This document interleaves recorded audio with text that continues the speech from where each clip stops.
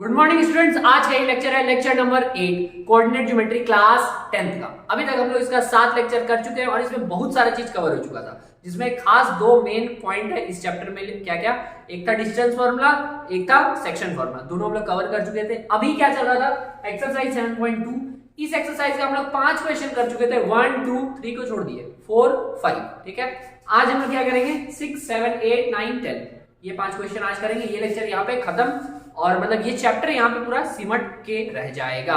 तो आइए हम लोग क्वेश्चन नंबर 6 को बनाते हैं। इसके पहले मूड बनाते हैं। मूड बनाने के लिए शायरी पेश है ये कि माना कि हम अदब से बात नहीं करते, मगर यकीन मानो कि हम मतलब से बात नहीं करते। माना कि हम अदब से बात नहीं करते, मगर यकीन मानो कि हम, अरे यार भूल गया। अच्छा चलो फिर से सुनो। माना कि हम अदब से बात नहीं करते, मगर यकीन मानो कि हम मतलब से बात नहीं करते। माना कि हम अदब से बात नहीं करते, मगर यकीन मानो कि हम, फिर भूल जा रहे हैं, मतलब से बात नहीं करते। और ये नरम लहजा प्यारी बातें बस तेरे लिए है। ठीक है, ये नरम लहजा प्यारी बातें बस तेरे लिए है। हम इस लहजे में सबसे बात नहीं करते। अब आइए क्वेश्चन पे। ठीक है, क्वेश्चन नंबर 6 में बोला गया इफ, ये चार्ट पॉइंट दिया गया। ठीक है, are the vertices of a parallelogram. ये चार्ट वर्टिसेस दिया हुआ था किसका? पैरेललोग्राम का। ठीक है, ये ऑर्डर में है तो ए बी सी डी। इसमें फाइंड क्या करना है? एक्स और वाई का वैल्यू फाइंड करना है। एक्स यहाँ, वाई यहाँ, इन दोनों को हमको फाइंड करना। फाइंड करने का तरीका क्या रहेगा समझते हैं। हमको पता है कि जो पैरेललोग्राम होता है ना, उसका जो डायगोनल्स होता है, ठीक है, ए टू सी मिला दिए, बी टू डी, तो डायगोनल जो होता है ये एक दूसरे को क्या कर रहा होता है? बाइसेक्ट कर रहा होता है। क्या कर रहा होता है? बाइसेक्ट। बाइसेक्ट मतलब जिस पॉइंट पे ये मिलेगा ना, ये जितना इधर होगा उतना ही इधर, जितना इधर होगा उतना ही इधर, और ये पॉइंट जो रहेगा दोनों में कॉमन रहेगा। ठीक है, तो हम लोग क्या करेंगे? जो AC का मिड पॉइंट होगा वो फाइंड करते हैं। ठीक है, mid point of AC, mid point of AC का मिड पॉइंट क्या निकल जाएगा? और कैसे निकलता, कैसे था मिड पॉइंट? याद करें, कोई सा भी स्ट्रेट लाइन रहता है ना, उसके बीच में अगर मिड पॉइंट निकालना होता था तो क्या करते थे? x1 + x2/2 और y1 + y2/2।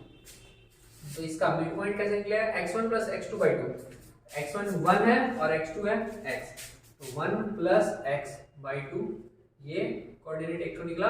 और y का क्या निकलेगा? y1 + y2, मतलब 6 2 8/2, 8/2। ये समझ में आया? तो इसी को हम क्या बोल देंगे? x + 1/2, और यहाँ पे 8/2 कितना हो जाएगा? 4। ये समझ में आ गया बात? तो ये बता रहा होगा x को और ये बता रहा होगा y को। y, x और y इस पॉइंट, क्योंकि मिड पॉइंट जब निकाल रहे हैं तो ये यहाँ का पॉइंट को बता रहा है, ये x y। तो यहाँ पे x का जो वैल्यू आ रहा है ये कितना आ रहा है, उसके अनुसार x + 1/2, और यहाँ पे y का वैल्यू 4 आ रहा है। ठीक है, अच्छा यहाँ पे इसको हम x नहीं, बस कोऑर्डिनेट रहने देते हैं। ठीक है, नहीं तो क्योंकि x फिर सेम हो जाए, यहाँ भी x यहाँ भी x। तो ये बस बता रहा इस एक्सिस को, जो y ये 4 बता रहा इस एक्सिस को। अब हम लोग AC का तो मिड पॉइंट निकालिए, अब क्या निकालेंगे? BD का मिड पॉइंट निकलेंगे। Mid point of BD, BD का मिड पॉइंट, तो BD का भी मिड पॉइंट वही सेम रहेगा। कैसे निकालेंगे? x1 + x2/2, मतलब 4 3 7/2, डायरेक्ट 7/2। और y वाला कितना आएगा? 5 + y/2, 5 + y/2। हमको पता है कि दोनों जो कोऑर्डिनेट आ रहा है वो सेम रहेगा। बात समझ आ रहा है? जो AC का जो मिड पॉइंट था और BD का जो मिड पॉइंट था, वो दोनों मिड पॉइंट रहे सेम।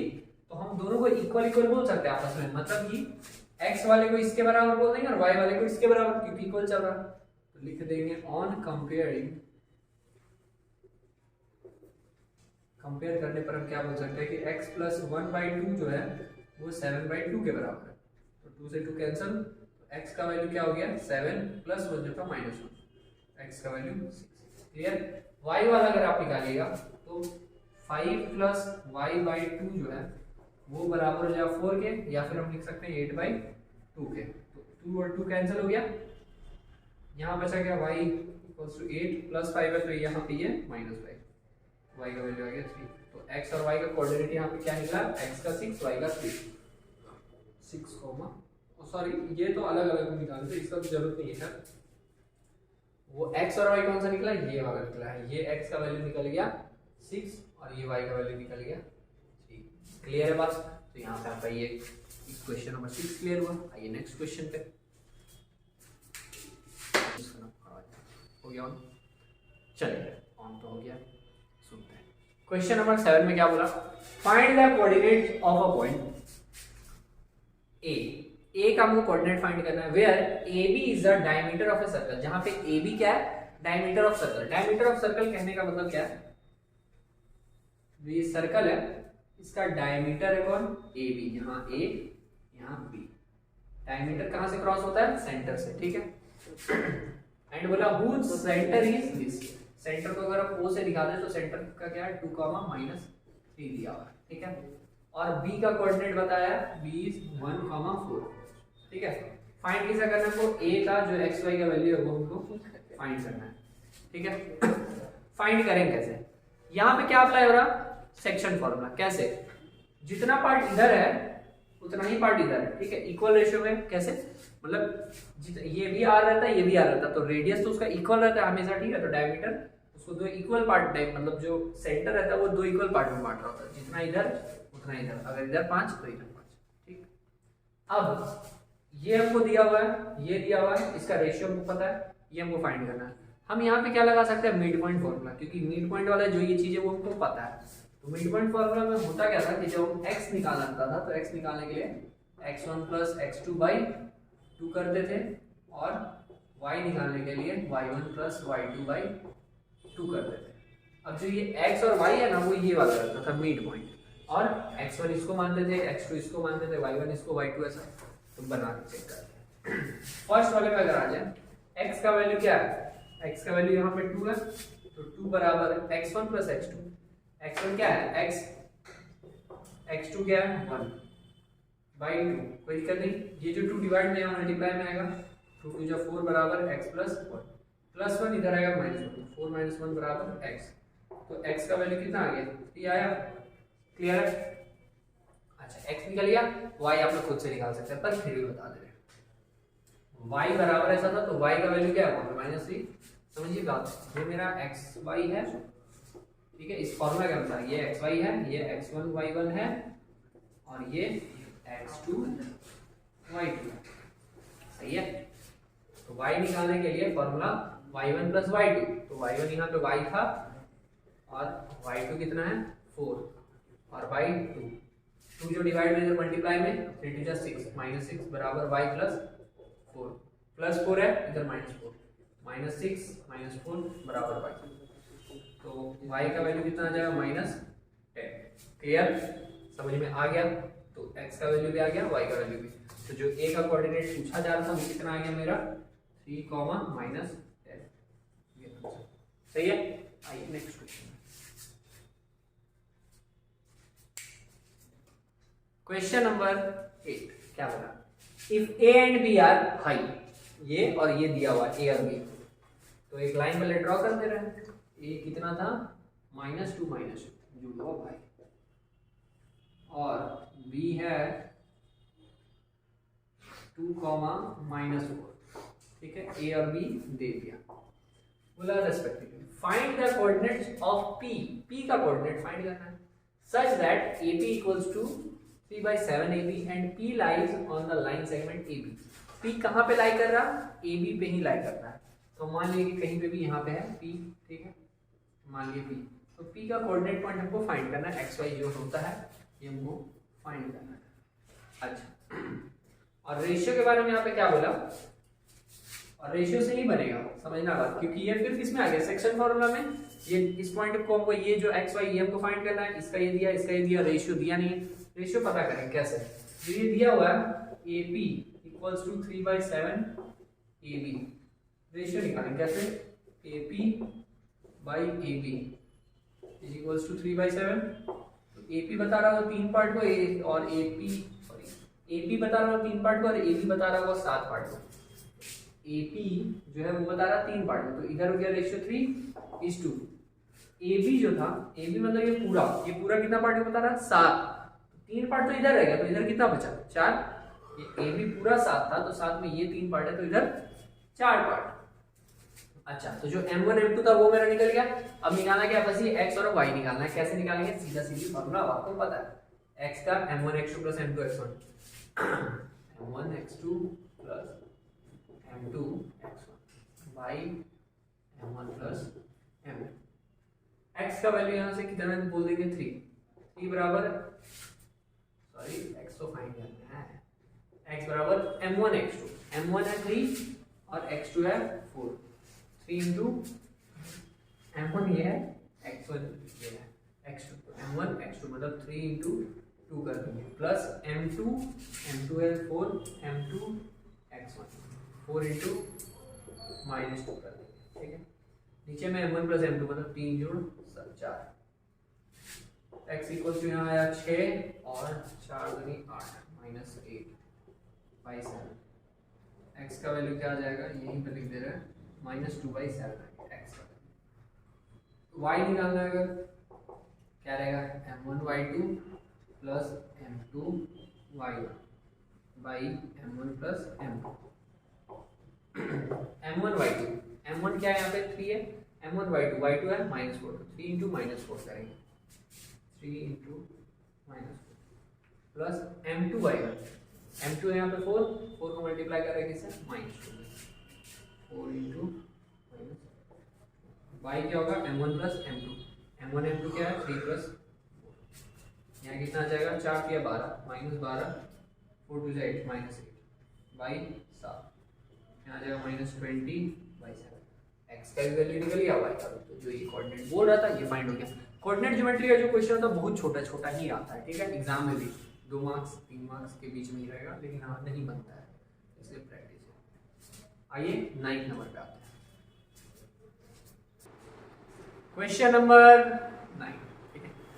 क्वेश्चन नंबर 9 में क्या बताया रहा, find the coordinate of the point, coordinate of the point find करना है which divide the line segment joining A and B, जो कि ए और बी को डिवाइड कर रहा है, ए और बी।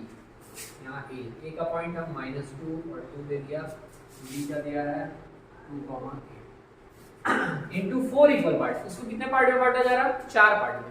इसको 4 पार्ट में बांटा, 4 पार्ट में बांटने के लिए 3 लाइन दे देंगे, मतलब 3.1 2 और 3 पॉइंट हम दिए, तो ये 4 इक्वल पार्ट में बढ़ गया, 1 2 3 4 पार्ट, क्लियर।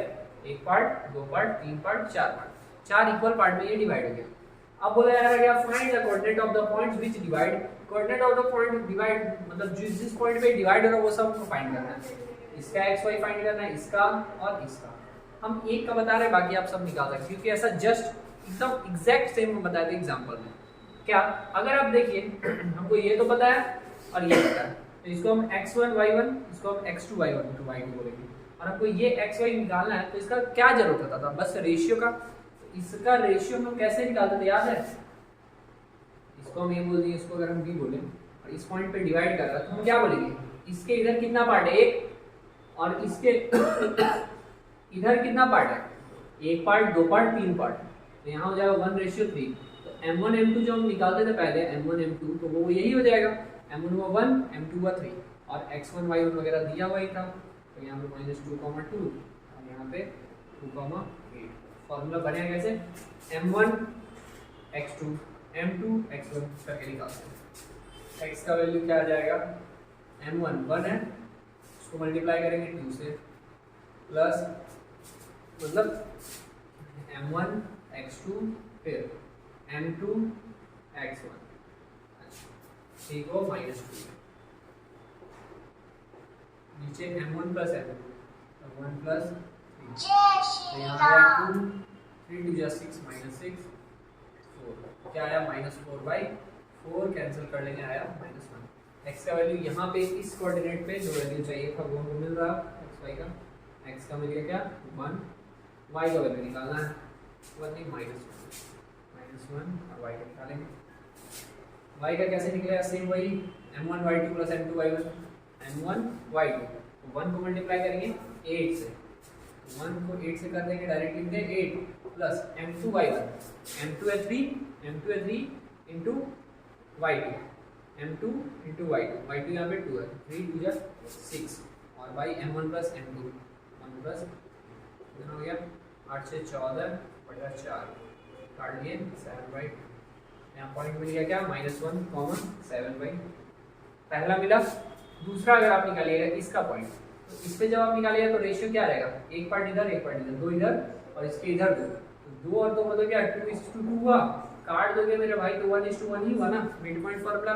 तो यहाँ इसको आप मिड पॉइंट फार्मूला से भी निकाल सकते हैं, ठीक है बन जाएगा। इस पे आइएगा तो कितना पार्ट रहेगा, 1 2 3 पार्ट इधर, तो 3:1 में बढ़ता हुआ रहेगा, तो ये भी निकल जाएगा। बात समझ में आ रहा है? तो हम उम्मीद करते हैं वो आप खुद से भी कर लीजिएगा। आइए इसका लास्ट क्वेश्चन में आते हैं। लास्ट क्वेश्चन, क्वेश्चन नंबर 10 में क्या बोल रहा है, find the area of a rhombus. Rhombus का एरिया फाइंड करना। रोम्बस होता क्या है, एक ऐसा शेप जिसका सारा साइड बराबर, ठीक है, एक ऐसा शेप जिसका सारा साइड बराबर रहता है, ये सब बराबर रहता है, ठीक है। और इसका क्या बोला गया, एरिया फाइंड करना है। इफ इट्स वर्टिसेस आर, इसका वर्टिसेस दिया हुआ है कितना 3,0 4,5 -1,4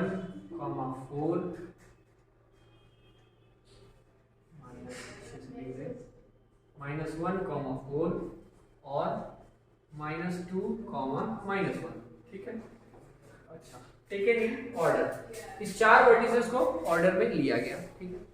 अब बोला जा रहा है इसका एरिया निकालने के लिए, एरिया निकलेगा कैसे समझते हैं। इसका एरिया का फॉर्मूला पहले क्या होता है, एरिया का इसका फॉर्मूला होता है half into d1 into d2, ठीक है। d1 d2 होता क्या है, डायगोनल, ये एक डायगोनल ये दूसरा, तो d1 into d2, half d1 into d2।